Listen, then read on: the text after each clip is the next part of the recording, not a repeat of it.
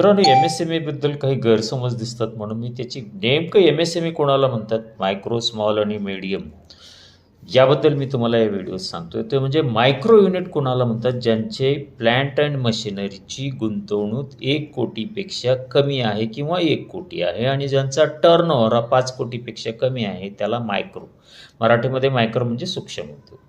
त्याच्यानंतर स्मॉल उद्योग म्हणजे छोटा उद्योग म्हणतो आपण त्याला, म्हणजे 1 कोटीपेक्षा जास्त आणि 10 कोटीपेक्षा कमी ज्याची प्लॅन्ट अँड मशिनरीची गुंतवणूक आहे आणि टर्नओव्हर 50 कोटीपेक्षा कमी आहे, अशाला स्मॉल युनिट म्हणतात.